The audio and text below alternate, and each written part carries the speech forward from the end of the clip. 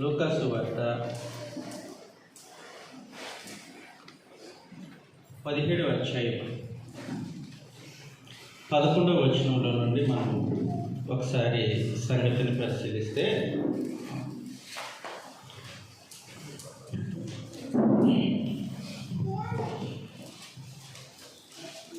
ప్రభువైన యేసు యెరూషలేము ప్రయాణమై వెళుతూ ఉన్నారు. గలిలీ ప్రాంతం మధ్యలో వెళుతున్నారు. ఆయన ఒక గ్రామానికి వచ్చినప్పుడు, గలిలీలో ఒక గ్రామానికి వచ్చినప్పుడు 10 మంది కుష్ఠరోగులు ఆ గ్రామము వెలుపట ప్రభువైన యేసుని ఎదుర్కొన్నారు. వాస్తవానికి ధర్మశాస్త్రం ప్రకారము కుష్ఠరోగులు ఊరిలో ఉండకూడదు, వారు ఊరు బయట ఉండాలి. కాబట్టి వాళ్ళు ఎంతో కాలం నుండి ఆ వ్యాధి వారికి సోకిన దగ్గర నుండి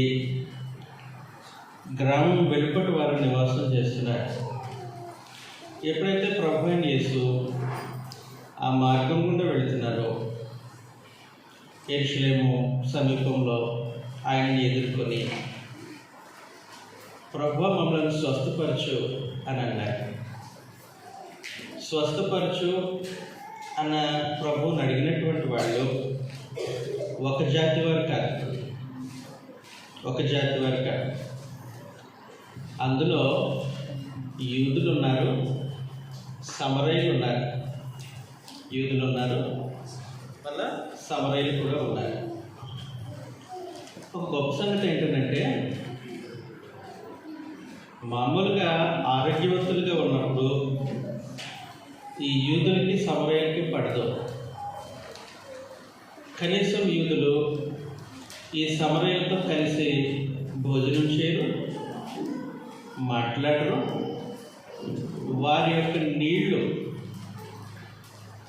యూదులు త్రాగరు. అంత భయంకరమైనటువంటి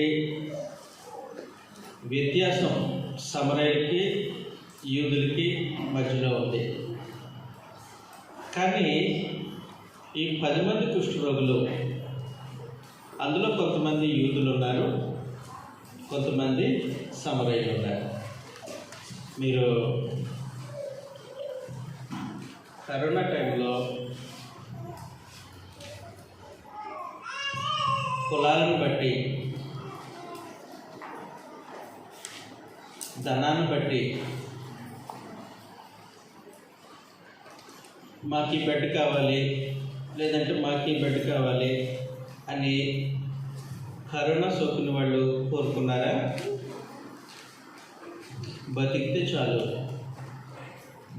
చాలు అని కుల మత తారతమ్యాలు లేకుండా ఒకే చోట ఎలాగో వైద్యం చేయించుకున్నారు. ఎప్పుడైనా ఒక వ్యక్తికి ప్రాణాపాయ పరిస్థితుల్లో యాక్సిడెంట్ అయ్యి రక్తం ఎక్కించాల్సి వచ్చింది అనుకోండి, నాకు ఫలానా కులస్తుడి రక్తం, ఫలానా మతస్థుడి రక్తమే కావాలి అని కోరుకోవడానికి అవకాశం ఉంటుందా? ఉండదు. అప్పటికి ఏ రక్తం అందుబాటులో ఉంటే ఆ గ్రూప్ కలిగినటువంటి వ్యక్తి ఏ మతస్థుడైనా, ఏ కులస్తుడైనా బ్రతకటానికి రక్తాన్ని ఎక్కించుకుంటాం కదా. అప్పుడు వ్యాధులు ఉండవు. వాస్తవానికి రోగము మనుషులను కలుపుతుంది. కరోనా వచ్చినప్పుడు ఎలాగైతే మనుషులందరూ బ్రతికితే చాలన్నట్టు కలిసి పోరాడారు, ఇప్పుడు ప్రభువుని ఎదుర్కొన్నటువంటి ఈ 10 మంది కుష్ఠరోగులు కూడా మేము బాగుపడితే చాలు, మరలా మేము మనుషుల్లో కలిస్తే చాలు అని కోరుకుంటున్నారు తప్ప, ఈ 10 మంది కుష్ఠరోగులు, అందులో కొంతమంది యూదులున్నా, కొంతమంది సమరయులున్నా, వాళ్ళ మధ్యలో క్యాస్ట్ ఫీలింగ్ లేదు, వాళ్ళ మధ్యలో జాతీయ భేదం లేదు, వాళ్ళ మధ్యలో జాతి భేదం కూడా లేదు.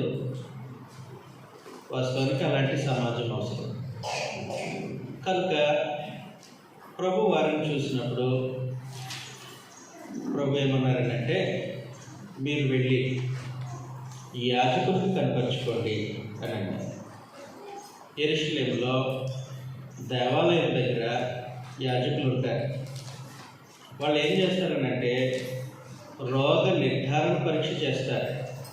అంటే ఈ వ్యక్తులకి కుష్ఠరోగం ఉందా, లేదంటే ఈ వ్యక్తులకి కుష్ఠరోగం నయమైపోయిందా అని రోగ నిర్ధారణ పరీక్ష చేసి, ఒకవేళ రోగం పూర్తిగా తగ్గిపోయింది అనుకోండి, మీరు మామూలు మనుషుల్లాగే యెరూషలేములో జనం మధ్యలో జీవించవచ్చు అని యాజకులు చెప్తారన్నమాట.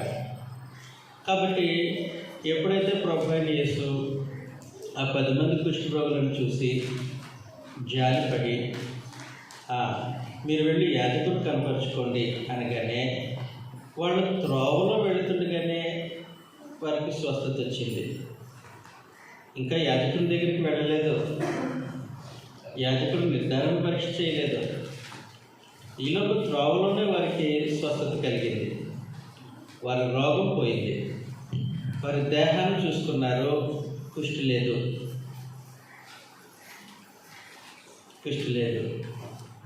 కుష్టి రోగానికి ఉండే సింటమ్స్ కూడా కనబడట్లేదు ఇంకా. కాబట్టి అందులో ఒక ఆయన చూసుకొని, తన శరీరాన్ని చూసుకొని, నాకున్న రోగం పోయింది అని కన్ఫర్మ్ చేసుకున్నాడు. కన్ఫర్మ్ చేసుకొని యాజకుల దగ్గరికి వెళ్ళకుండా మరలా వెనక్కి ప్రభు దగ్గరికి వచ్చాడు. వచ్చి గొప్ప శబ్దంతో దేవుని మహిమపరుస్తున్నాడు. చదువుతాం ఈ సంగతిని మనం. లూకా సువార్త 17వ అధ్యాయం 13వ వచనం 11 నుంచి చదువుతానండి. ఆయన యెరూషలేమునకు ప్రయాణమైపోవచ్చు సమరయ గలిలయ మధ్య వెళ్ళుచుండెను. ఆయన ఒక గ్రామంలోకి వెళ్ళుచుండగా 10 మంది కుష్ఠరోగులు ఆయనకు ఎదురుగా వచ్చి దూరంలో నిలిచి, యేసు ప్రభువా, మమ్మల్ని కరుణింపమని కేకలు వేసిరి. ఆయన వారిని చూచి, మీరు వెళ్ళి మిమ్మల్ని యాజకుడికి కనపరుచుకోండి వారితో చెప్పారు.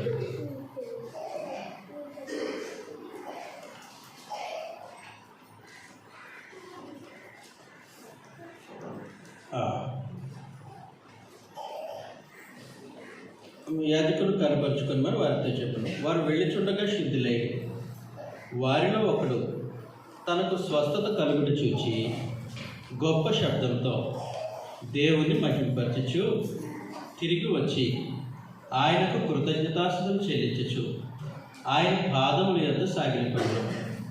వాడు సమరయుడు. అందుకు యేసు, 10 మంది శుద్ధులైన కారా, ఆ 90 ఎక్కడా?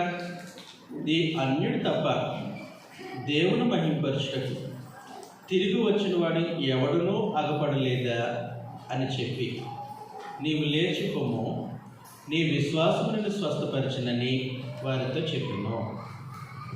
కాబట్టి 10 మంది శుద్ధులైన, అందులో 9 మంది యూదులు అయి ఉండొచ్చు. ఒక ఆయన మాత్రం సమరయుడు, అన్యజనుడు. అతనికి ఎప్పుడైతే స్వస్థత కలిగిందని తెలిసిందో, అతడు వెనక్కి మళ్ళీ ప్రభు దగ్గరికి వచ్చి ఆయనకు కృతజ్ఞతలు చెల్లిస్తూ దేవుని మహిమపరుస్తూ ఉన్నాడు. అప్పుడు ప్రభు ఏమన్నారనంటే, నేను స్వస్థపరిచింది మొత్తం 10 మందిని కదా, ఈ అన్యుడు తప్ప దేవుని మహిమపరచడానికి ఎవరు రాలేదే అని అన్నారు. ఇక్కడ ఒక సంగతిని గమనించారు. పరలోకపు దేవుడు ప్రభువైన యేసు దైవత్వం కలిగినటువంటి ఆ స్థాయిలో ఉన్నటువంటి వ్యక్తులు, తండ్రి అయినటువంటి దేవుడు తాను చేసినటువంటి ఉపకారం విషయంలో మనుషుల సంగతిని గుర్తించి తిరిగి కృతజ్ఞతను చెల్లిస్తే దానిని స్వీకరించి సంతోషపడేవాడు. మనుషులు తాము పొందినటువంటి మేలు విషయంలో దేవుని యొక్క సహాయం గుర్తించి ఆయనకు కృతజ్ఞత చెల్లిస్తే ఆయన అంగీకరించడం జరుగుతుంది. కాబట్టి భూమి మీద 2 రకాల మనుషులు ఉంటారు. ఒకరు దేవుడు చేసినటువంటి ప్రతి మేలును గుర్తించి తిరిగి ఆయనకు కృతజ్ఞత చెల్లించేవారు. జనరల్గా వాళ్ళు 1% ఉంటారు. అవుట్ ఆఫ్ 10 మంది స్వస్థత పొందారు. ఎంతమంది వచ్చారు? ఒకరు. దేవుడు చేసినటువంటి మేళ్లను అనుభవిస్తూ తిరిగి దేవునికి కృతజ్ఞత చెల్లించాలి అని ఆలోచనే లేకుండా మనుషులు బ్రతుకుతూనే ఉంటారు. వాళ్ళు అనేకులు ఉంటారు లోకంలో. అయితే గాలిపాడులో ఉన్నటువంటి క్రీస్తు ప్రభు సంఘం, అలాగే ఇక్కడ సమావేశమైనటువంటి నా సహోదరులు, మీరందరూ కూడా దేవునికి కృతజ్ఞత చెల్లించడము అనే ఆలోచనతో ఈ సమయంలో ఇక్కడ సమావేశం అవడము నిజంగా సంతోషదాయకం. కృతజ్ఞత చెల్లించడం అనేది ప్రతి వ్యక్తి యొక్క బాధ్యత. కృతజ్ఞత చెల్లించడానికి క్రైస్తవుడు అవ్వాలా? చెప్పండి. ప్రతి వ్యక్తి యొక్క బాధ్యత. ఆ రోజు 10 మంది శుద్ధులైతే కృతజ్ఞత చెల్లించింది యూదుడా నిజంగా? ఎవరు? అనిజం. ప్రతి ఒక్కరూ చెల్లించాలి. ప్రతి ఒక్కరూ చెల్లించాలి. అయితే సంగతి తెలియక అనేకులు దేవునికి కృతజ్ఞత చూపరు. కానీ ఆయన మహా కనికరం చొప్పున కృప చేత ఆయన కూర్చున్నటువంటి సంగతులు ఎరిగినటువంటి మనం ఆయన జనాంగం ఆయనకు కృతజ్ఞతలు చెల్లించే భాగ్యం మనకు అనుగ్రహించారు. అయినప్పటికీ దేవుడు మనుషులందరికీ ఉపకారం చేసేవాడు అయి ఉన్నాడు. లూకా సువార్త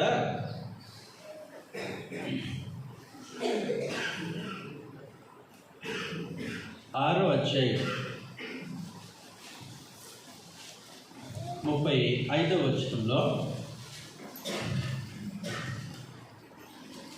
మీరైతే ఎట్టువారిని కూర్చేను నిరాశ చేసుకోక మీ శత్రువులను ప్రేమించుడి, మేలు చేయుడి, అప్పు ఇడి, అప్పుడు మీ ఫలము గొప్పదయ్యును.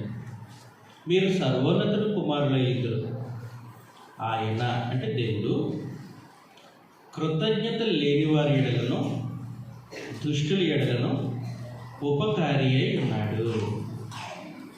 ఆయనకి పక్షపాతం లేదు. కృతజ్ఞత లేని వారి ఎడలో దుష్టుల ఎడల కూడా ఆయన ఉపకారం చేస్తున్నాడు. అరే, దేవుడు నాకు మేలు చేశారు, దేవుడు నాకు సహాయం చేశారు, దేవుడు నాకు ఉపకారం చేశారు అని గుర్తించి తిరిగి కృతజ్ఞత చెల్లించిన వారికి కూడా ఆయన ఉపకారం చేస్తున్నాడు. దుష్టులు కూడా ఉపకారం చేస్తూ ఉంటారు. నాకు ఈ సంగతి చెప్పండి. నిన్నటి దినాన్ని వర్షం పడింది. ఈ చర్చ్ బిల్డింగు ఇక్కడ ఉన్నటువంటి క్రైస్తవుల ఇళ్ళ మీద పడిందా? అందరి ఇళ్ళ మీద పడిందా? కేవలం మీ పొలాలు మీ స్థలాల్లోనే పడిందా? అంతా పడిందా? అంత. ఇప్పుడు ఎండ కాస్తుంది, మన దగ్గరేనా? అందరికీనా? దేవుడు అందరికీ ఉపకారం చేస్తున్నాడు, అందరికీ మేలు చేస్తున్నాడు. కానీ అందరూ తిరిగి ఆయనకు కృతజ్ఞత చెల్లించరు. కానీ దేవుని ఎరిగిన జనాంగంగా మాత్రము మనము నిరంతరము ఆయనకు కృతజ్ఞత చెల్లించవలసిన వారమై ఉన్నాం. ప్రత్యేకించి క్రైస్తవుని యొక్క ఆధిక్యత, కృతజ్ఞత చెల్లించడంలో క్రైస్తవుని యొక్క ఉన్నతమైనటువంటి స్థితి ఏంటంటే, భూమి మీద ఎవ్వరికీ లేని భాగ్యం దేవుడు మనకి ఇచ్చాడు. అదేంటంటే, దేవుడికి ప్రతి వ్యక్తి కృతజ్ఞత చెల్లించాలి. చెల్లించాలా? చెల్లించాలి.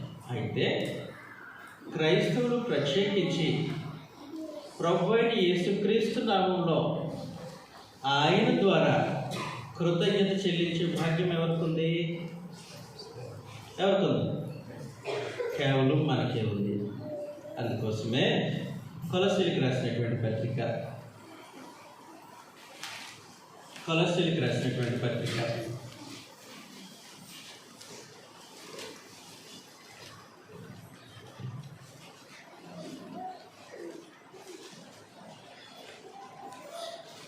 3వ అధ్యాయం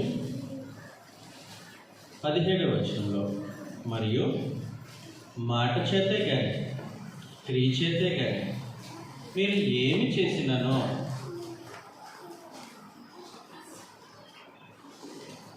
మన ప్రభు అయిన యేసుక్రీస్తు ద్వారా తండ్రి అయిన దేవుని కృతజ్ఞతాస్తులు చెల్లించుచు సమస్తమును ఆయన పేరట చేయండి.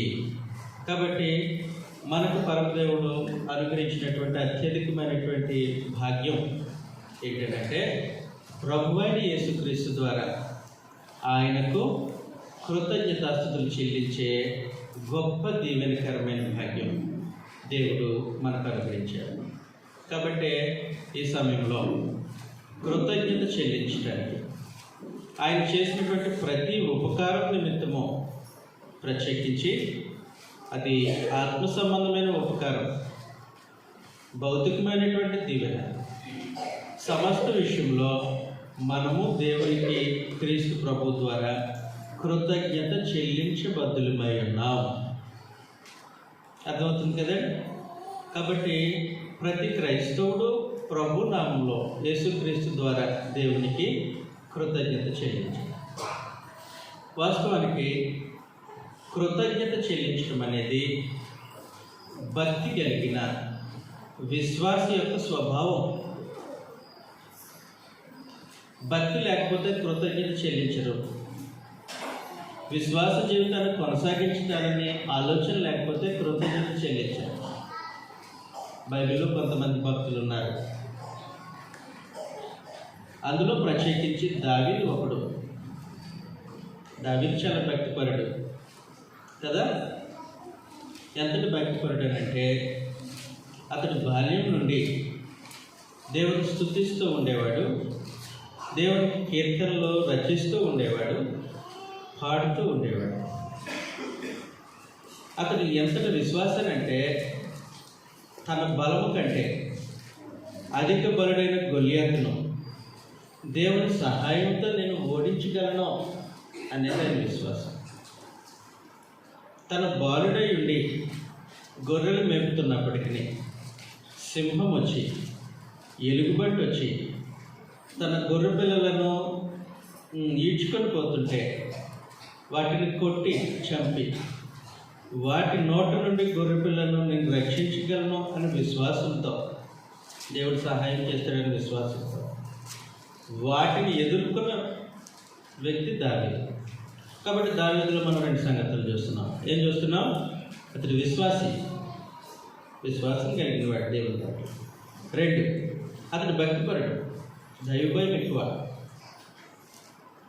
కాబట్టి భక్తి కలిగిన విశ్వాసి తన జీవితంలో ఎప్పుడూ కూడా దేవునికి కృతజ్ఞత చెల్లిస్తూ ఉండేవాడు. అర్థమవుతుంది కదా. చదువుతాం ఒకసారి మనం కీర్తన గ్రంథం 103వ అధ్యాయం. కీర్తన గ్రంథం 103వ అధ్యాయం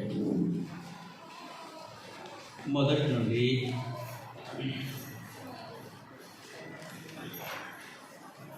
హెడ్డింగ్ ఏముంది? 103వ కీర్తనకు ఏముందమ్మా? దావీదు కీర్తన.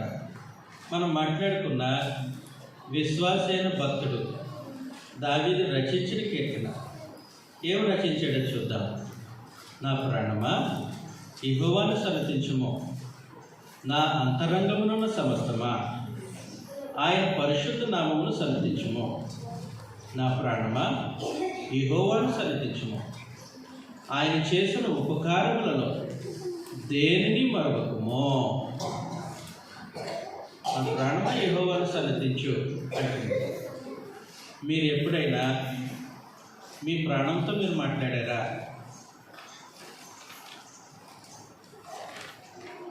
మీ స్నేహితులతో మాట్లాడి ఉండొచ్చు, మీ బంధువులతో మాట్లాడి ఉండొచ్చు, మీ కుటుంబ సభ్యులతో మీరు మాట్లాడి ఉండొచ్చు. మీ ప్రాణంతో మీరు ఎప్పుడైనా మాట్లాడారా?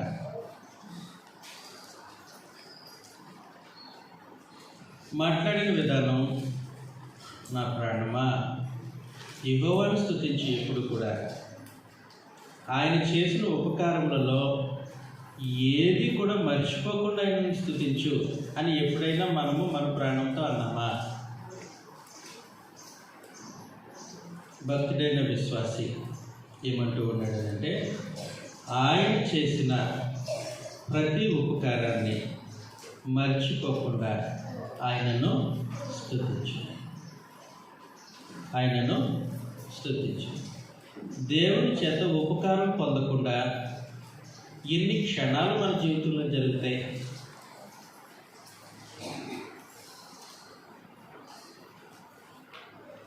దేవుడి యొక్క ఉపకారాన్ని మనం పొందుకోకుండా ఎన్ని రోజులు మనం భూమి మీద జీవించగలం? కష్టమైన ప్రశ్న అడిగేశాను కదా. ఎవరు చెప్తారు? సహోదరులు చెప్తారా, సోదరులు చెప్తారా? దేవుడు తను చేసినటువంటి మేలు మనం అనుభవించకుండా ఎన్ని గంటలు గడపగలం? ఎన్ని గంటలు గడపచ్చామా? ఒక గంట కాదు కదా. ఆయన చేసిన మేలు అనుభవించకుండా ఒక క్షణం గడపలేం. గొప్ప సంగతి ఏంటంటే, మనం అనుకుంటాం మన సామర్థ్యాన్ని బట్టి, మన బలాన్ని బట్టి మనం ఊపిరి పీల్చుకుంటున్నామని. మనకు తెలియకుండానే మనం ఏ పని చేసినా మన ఆలోచన దానిపైన పెట్టకపోయినా ఊపిరి పీలుస్తున్నాం, వదులుతున్నాం. మన బలాన్ని బట్టి పీల్చుకుంటున్నామా? మన సామర్థ్యాన్ని బట్టి పీల్చుకుంటున్నామా? కాదు. ఆయన మన నాసిక రంధ్రాలకి ఊపిరిని అనుగ్రహిస్తున్నాడు కాబట్టి పీల్చుకుంటున్నాం. మన బలాన్ని బట్టి కాదు, మన సామర్థ్యాన్ని బట్టి కాదు. ఆ మధ్యకాలంలో మేము నివసిస్తున్నటువంటి ప్రాంతంలో కోవిడ్ వచ్చింది. అది ఊపిరితిత్తులకు సంబంధించిన వ్యాధి.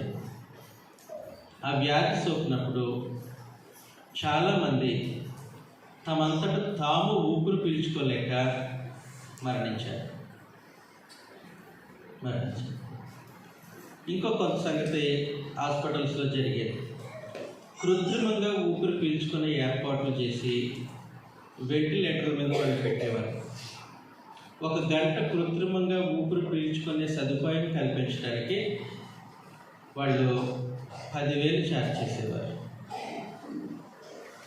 అయినా సరే తనంతట తాను మనిషి ఊపిరి పీల్చుకోలేక మరణించిన వారు చాలామంది ఉన్నారు. కాబట్టి మనం ఒకటి నిర్ధారించుకోవాలి. మన బలం చేత కానీ, మన శక్తి చేత కానీ, మన ఉద్దేశం చేత కానీ మనం ఊపిరి పీల్చుకుంటలే. దేవుడు మన నాసిక రంధ్రాలకైనా ఊపిరి అందిస్తున్నాడు కాబట్టి పీల్చుకుంటున్నాం. అది ఉపకారమా కాదా? మరి ఎప్పుడెప్పుడు ఆయన కృతజ్ఞతలు చెల్లించాలి?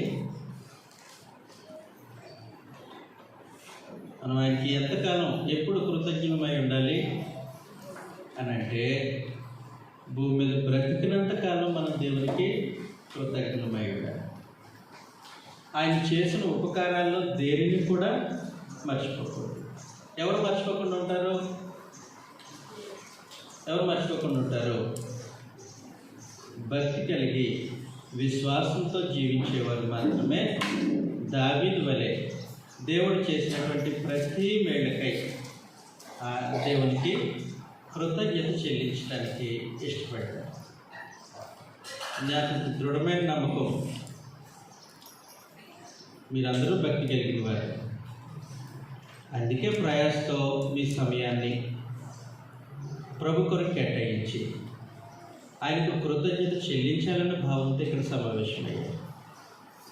అంతేకాదు మీరు విశ్వాసం కలిగిన వారు, ప్రభునందు విశ్వాసం ఉంచి క్రీస్తు ప్రభు సంఘంలోనికి చేర్చబడినవారు.